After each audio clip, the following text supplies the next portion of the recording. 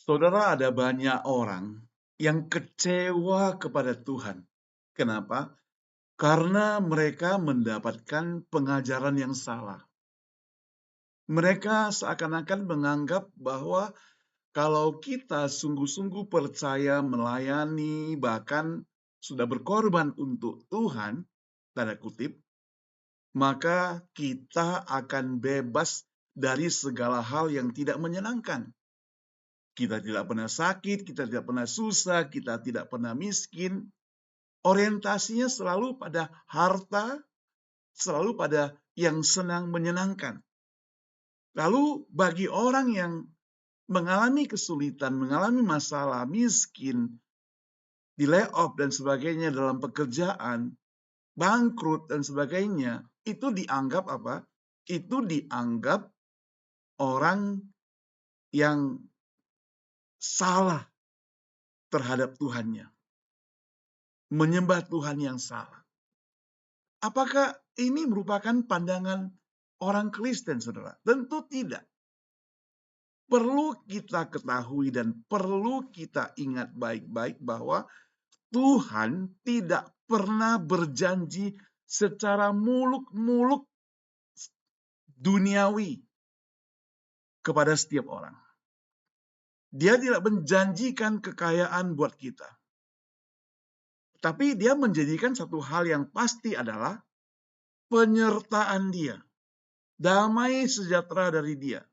Dan satu hal lagi, dia berjanji akan keselamatan, hidup yang kekal, bukan hidup yang tanpa persoalan, tanpa masalah. 2 Petrus 3 ayat 9 menarik ini. Firman Tuhan berbunyi, Tuhan tidak lalai menepati janjinya, sekalipun ada orang yang menganggapnya sebagai kelalaian. Mazmur 12 ayat 7 mencatat janji Tuhan adalah janji yang murni, bagaikan perak yang teruji. 7 kali dimurnikan, saudara. Luar biasa. Yang dalam perjanjian baru Matius 11 ayat 28 dikatakan, marilah kepadaku, ayat yang terkenal, semua yang letih lesu dan berbeban berat, aku akan memberikan kelegaan kepadamu. Jadi Tuhan tidak pernah berjanji apabila kita mengikutinya, kita akan bebas dari masalah, kita akan kaya raya, kita akan sukses, kita akan jadi bos, dan sebagainya. Tidak, saudara, tidak. Tapi ia berjanji menyertai kita dalam setiap fase kehidupan, baik keadaan susah, keadaan bangkrut, keadaan miskin, bahkan sebaliknya, keadaan kaya, keadaan sukses, dan sebagainya. Dia menyertai kita sepanjang waktu, sepanjang zaman. Manusia itu sering membuat janji yang besar. Indah didengar di telinga, tapi sulit ditepati. Beda dengan Tuhan. Janjinya murni dan dapat dipercaya sepenuhnya. Sekali lagi, meski tidak selalu sesuai dengan pengharapan. Tidak selalu penuh dengan kenyamanan. Tidak selalu penuh dengan kemudahan. Alkitab menunjukkan kepada kita secara jelas bahwa Tuhan bukan berjanji tanpa air mata. Tapi bahwa kasih, rahmat, penyertaannya tidak akan pernah meninggalkan kita. Bahkan ketika kita menunggu seolah-olah itu datangnya telat, datangnya lambat, kok lama sekali.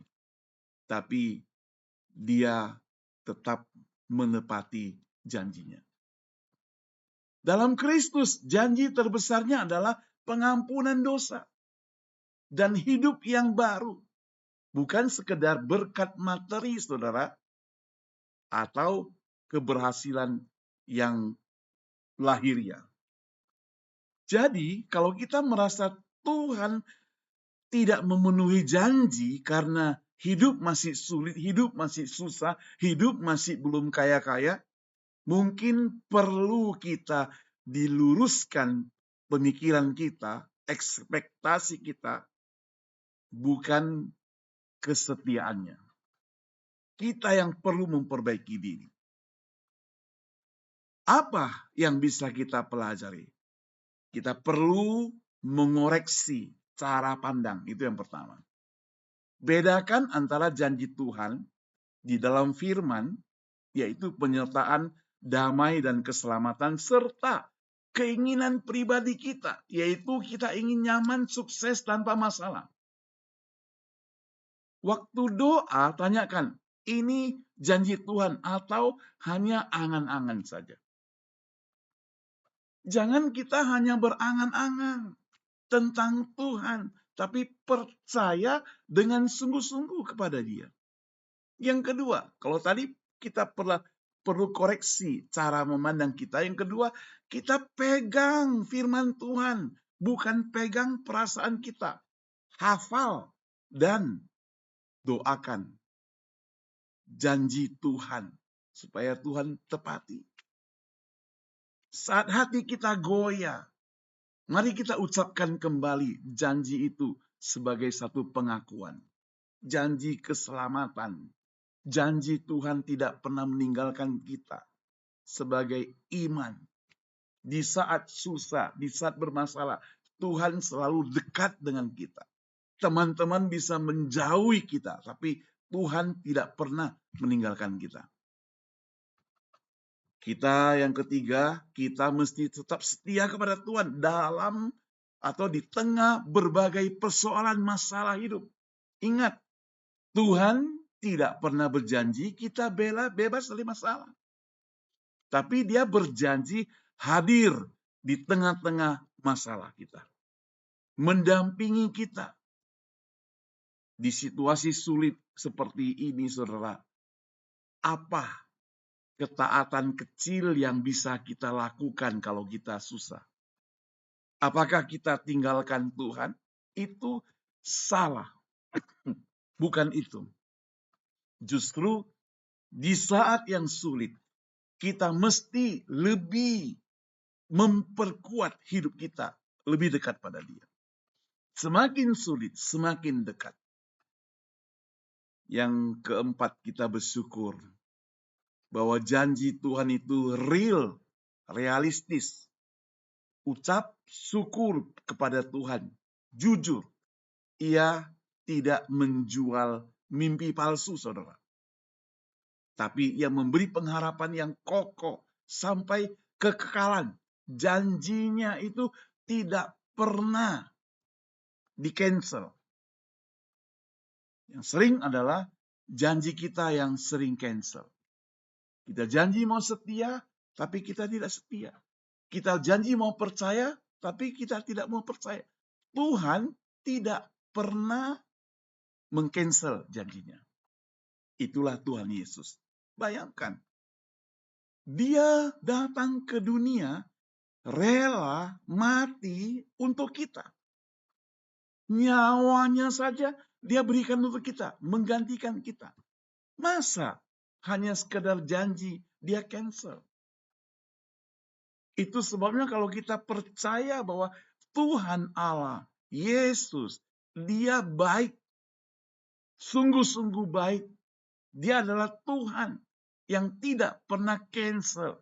Maka Dia tidak punya rancangan jahat pada hidup kita. Artinya, dalam keadaan kita menghadapi masalah pun, Dia tetap baik. Dalam keadaan kita bermasalah, Dia tetap baik, saudara. Dia tidak pernah cancel dari kebaikan Dia. Dia selalu mendampingi kita. Bahkan ketika kita minta Tuhan memberi pertolongan, Dia akan memberikan kekuatan dalam kesulitan. Itulah luar biasanya Tuhan kita. Tetap setia, saudara. Di saat-saat dunia sedang banyak persoalan, tidak baik-baik saja, maka orang yang di dalam Tuhan percaya kepada Tuhan Yesus juga bisa mengalami tidak baik-baik saja. Tapi jangan takut, kita punya Tuhan Yesus, kita punya Tuhan Allah yang baik-baik saja, yang pernah berjanji tidak pernah meninggalkan kita. Amin, saudara. Tuhan Yesus memberkati kita sekalian.